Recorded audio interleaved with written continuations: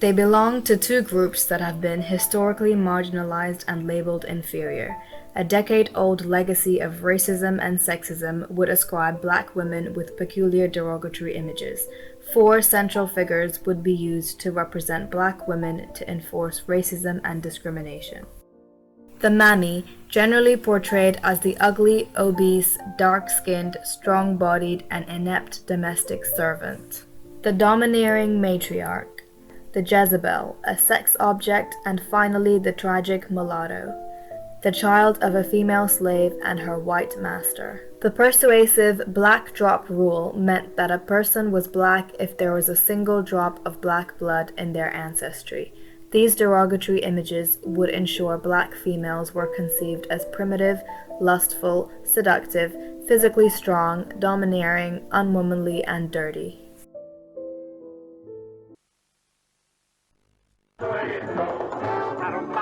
The term Jim Crow, taken from the black and white minstrel routine Jumping Jim Crow of the 1930s, pictured African Americans as simple-minded and moronic.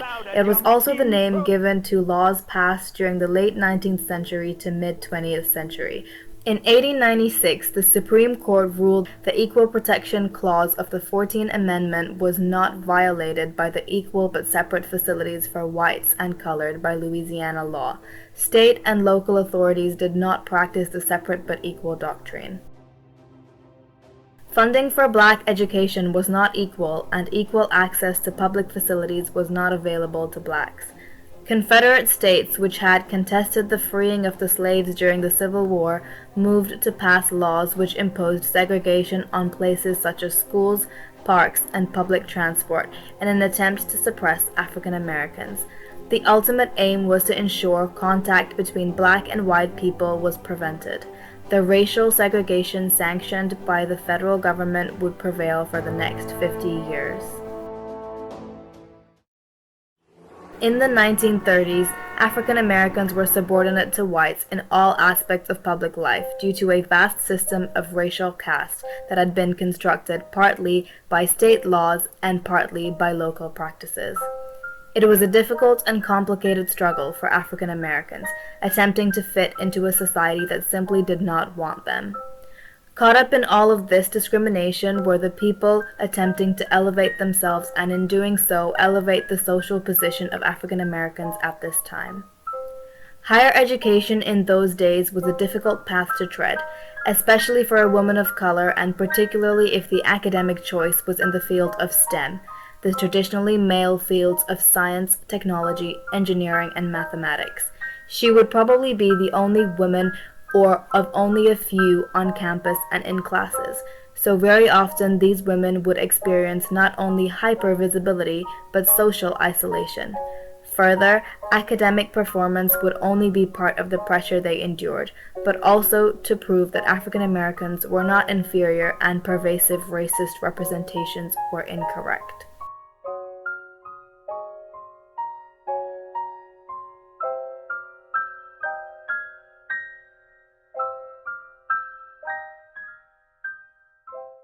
Angie Turner King was one of the first African American women to gain degrees in chemistry and mathematics.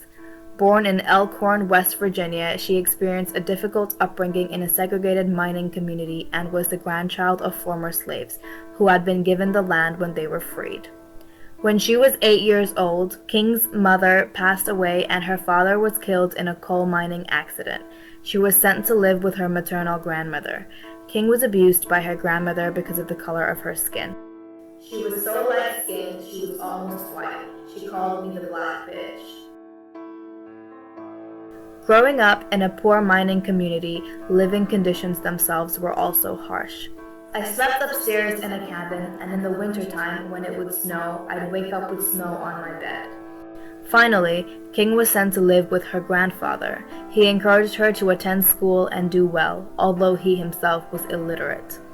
She graduated high school at age 14 and studied for a Bachelor of Science in Mathematics and Chemistry at West Virginia State. King did not obtain any scholarships, and indeed neither her or her teachers were aware of any. But this did not deter her. She waited tables and washed dishes in order to pay her way through university. She obtained her degree in 1927 and her master's in 1931. King left behind an intellectual legacy, including her student, one of NASA's most well-known human computers, Katherine Gobble Johnson. 20 out of 27 of her students attended graduate school. During the 1940s, there were no improvements in the lives of African Americans. The American South in the 1940s was still a socially controlled, segregated place. The civil rights movement was in its infancy, and it would be decades before any laws would be passed giving equal rights for public facilities to African Americans. To add to the problems, the United States had entered World War II.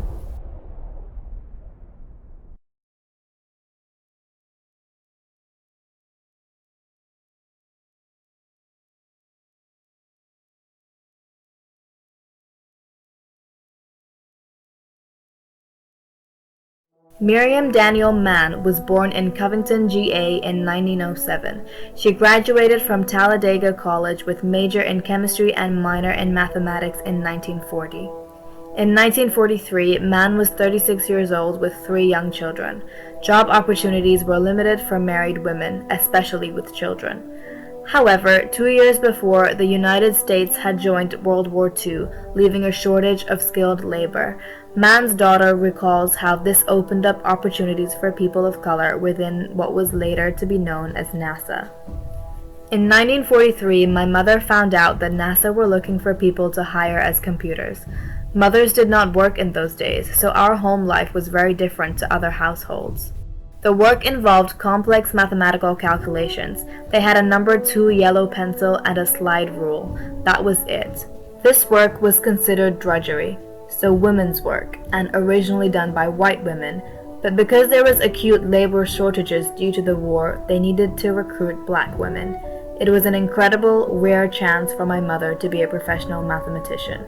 Regardless of these new opportunities within the walls of NASA, laws of segregation prevailed. She was called Big Mama, but she was anything but big. She was tiny and only 4'11", but her force of character was massive.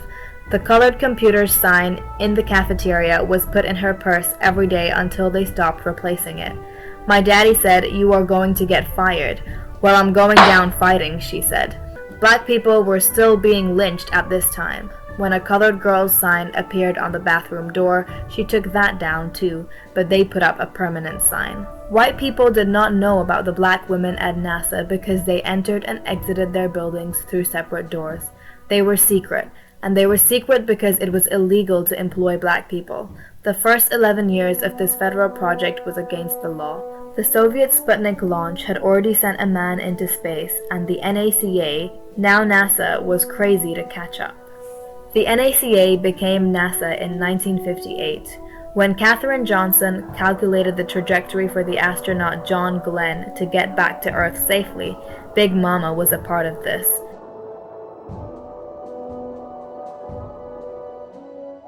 But there is one more achievement in Big Mama's story. On the Apollo 11 mission in 1969, astronauts Neil Armstrong and Buzz Aldrin guided the lunar model onto the surface of the moon. That's one small step for man. Duchess Harris, Miriam's granddaughter, stated that they were stepping in her grandmother's and other human computers' footsteps. Unfortunately, Miriam Mann would die 2 years earlier in 1967. I mean, sure, I love to tell people that you can't let anyone put a ceiling on your sky. And if you see any kind of profession, even if there are people in it that don't look like you, that doesn't mean that it's for you. My grandmother did not have an easy time in her early part of her career at NASA.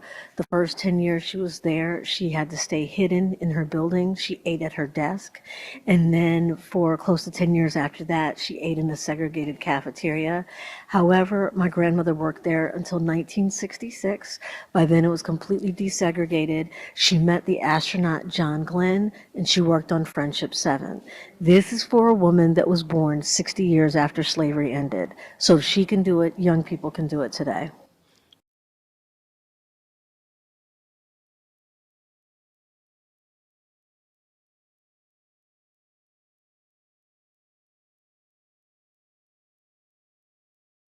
I guess our courage came out because we didn't have nothing, that we couldn't lose nothing. But we wanted something for ourselves and for our children. And so we took a chance with our lives.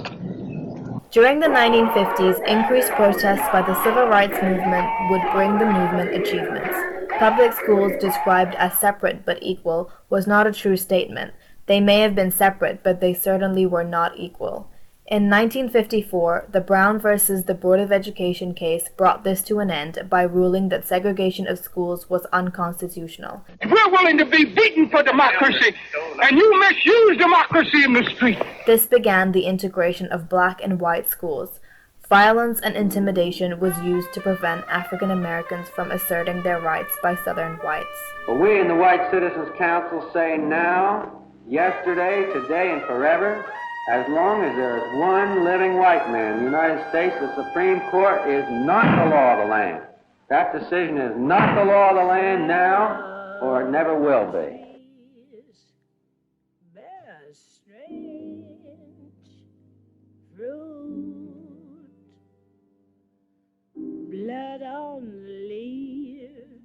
This is just a part of many things that I think they should be allowed to do. Black bodies swinging. Of course, we knew we would have Negro students in school with us when we started, but no one said too much about it, and no one seemed opposed to it violently. They'd go down the halls and maybe push a Negro student, or I remember they threw some Negro students' books out into the rain one day, and they poured some ink and eggs down into a Negro student's locker, and I think they threw a book at a Negro student in a study hall. Jerry, how do you personally feel about having Negro classmates?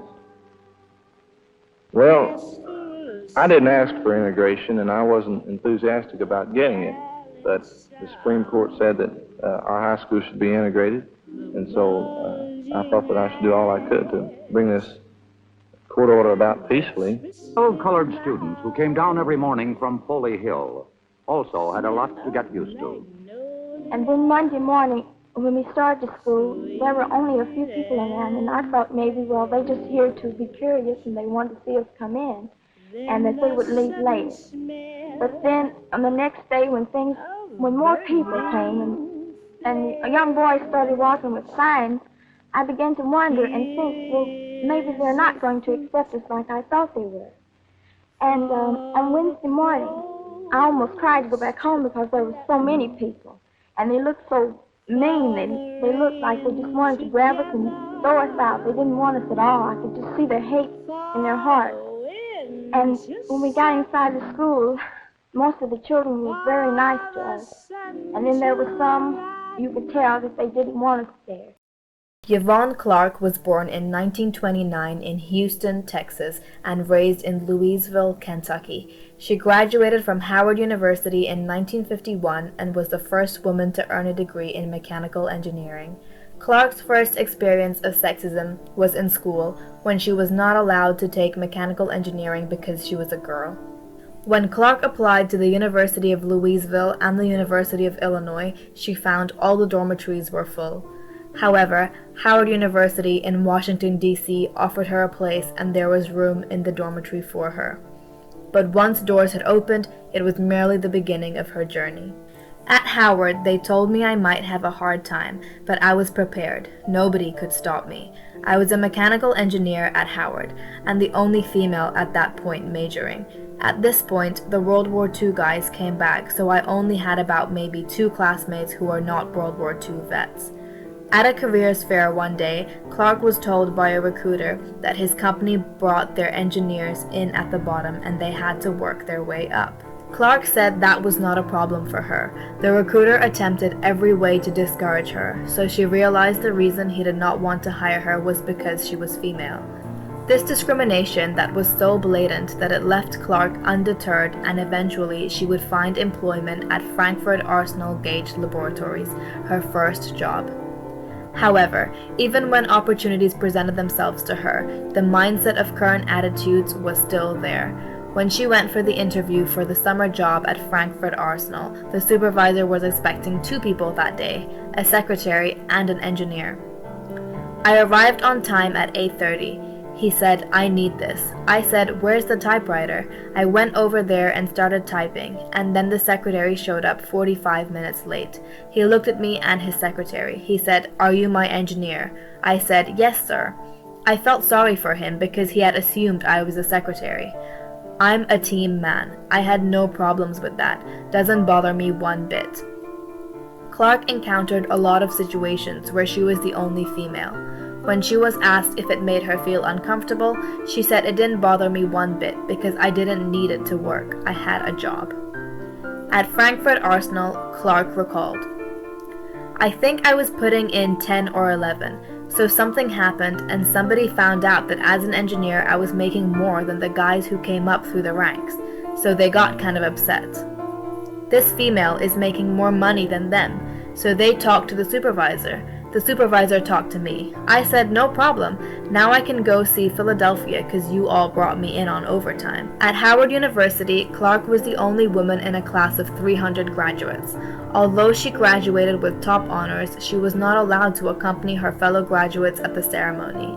The university president's office is where she received her diploma. Sexism and racism was present throughout Clark's working life, but she did not let it deter her. She remembers, "I went by the Ford glass plants to see if I can get a job, and they told me we have no use for you," and that's the quote that they gave me when I went to them. 15 years later, she would be employed by Ford Glass Plant, Nashville. Even when awards were given to her for her work, there were barriers. The Society of Women Engineers had awarded her with a Distinguished Engineering Educator Award. When they went to Houston in 1957, they told the Sheraton Hotel that, "We are an integrated organization and we would like to have our national conference here." And the management said, "That's no problem, okay." When the integration showed up, they had a problem and they wanted my reservation. I said, "No, this is my paperwork, you go find yours." They sat down to see how I could attend, since I had paid my registration. I was allowed into the hotel as long as I was accompanied. The next conference in Atlanta was canceled by the SWE Executive Committee, who said they would not go down south again until the Civil Rights Bill was passed. Clark went back to Houston to receive her plaque in 1998. Gloria Long Anderson was born in 1938 in Altheimer, Arkansas, in a mixed-race farming community which was also segregated. We all worked on the farm. In those days, we didn't know we were living in poverty or in a ghetto. Even though they didn't have much education, my parents realized quite well the importance and value of getting an education. They did not keep us out of school to work on the farm, which was a tremendous sacrifice on their part, which is not to say we didn't help out. We did. It was survival. She graduated in 1958 with a BA in chemistry from Arkansas A&M Normal College, as it was the only black state school, close to home and almost affordable. I didn't know I was supposed to go and teach after my BA. Teacher or preacher, those were professions open to blacks in those days. Anderson did not want to teach, so she applied to graduate school at Stanford, where she was offered a place, but could not attend because there was no funding. When Anderson applied for a job at Ralston Purina Company, she recalled the application form was sent back almost by return mail. I guess when they actually looked at the application, it was pretty clear I was black. I wrote, and they wrote back saying the position had been filled by someone else. Anderson was to encounter discrimination again when she attended Chicago University for her doctorate in 1965. There were only a few black students in the chemistry department, and many of the other students were white males who would not study with her. She recalled that it wasn't a particularly friendly place. However, Anderson and Jones, a white female student, became friends. During their first year as organic chemistry majors, Anderson recalls that Jones gave her a lot of help. The white kids did not study with us. In fact, they had better access to friends among the upperclassmen who would help them out by providing copies of old tests and so forth. Jones would drop out later on in the program, and Anderson would find herself alone once again, but she did not quit. She decided to tough it out. I was at the University of Chicago when Martin Luther King Jr. was killed. I was totally stunned by this, but in the aftermath of the event, I made a commitment. My contribution to the civil rights would involve my efforts to do science at an historically black college or university. In 1968, Anderson completed her doctorate. Over the years, Anderson did receive a number of considerable grants. She believes that grants were very low considering her level of expertise and performance. Anderson took a job in an Alzheimer's school, teaching the 7th graders. Teaching was a career she did not want, but she had no choice. At the Department of Chemistry at Morris Brown College, she became associate professor and chair. Her work has been used for antiviral drugs, and on 2 occasions she was Morris Brown's interim president and also dean of science and technology. She was also the Fuller E. Calloway Professor of Chemistry from 1999 as of 2012. Anderson's research has continued on fluorine-19 and its interactions with other atoms. It has been used to probe synthesis reactions. Her research has also been used in epoxidation mechanisms, solid fuel rocket propellants, fluoridated pharmaceutical compounds, and substituted amanditines. Outside of academia, in 1972, she was appointed by President Richard Nixon to serve for 6 years on the board of the Corporation for Public Broadcasting, where she was also served as chair for women, minorities, and human resources groups, and later as vice chair of the board. She received patents in 2001 and 2009. If any young women are thinking of a career in chemistry, this is Anderson's advice. You must love chemistry, you must be committed, and you must prove yourself over and over. During the 1960s, segregation was still the norm. The 1964 Civil Rights Act could not wipe away years of inequality. All these women achieved great things in the face of adversity. Some had to attend inferior segregated schools. They had to endure a vast racial caste that affects all areas of their lives. In the 1950s and 1960s, segregation in some areas was normal, even taking in account the achievements of the civil rights movement. Southern whites would also use violence and intimidation to prevent African Americans from asserting their rights. Acts passed achieved much, but it could not wipe out the racism imposed over the centuries and a lifetime of inequalities.